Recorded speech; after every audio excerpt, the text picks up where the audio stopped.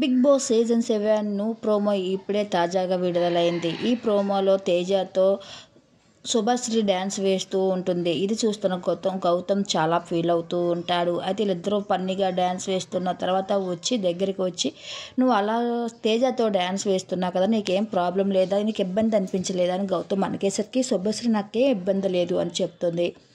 అయితే ప్రశాంత్ ఇద్దరు కూడా శుభశ్రీ మాట్లాడుతుండగా అక్కడికి గౌతమ్ వస్తాడు. వాళ్ళని చూసి మీ ఇద్దరు మాట్లాడుకుండానే అక్కడ ప్రశాంత్ వెళ్ళిపోతాడు.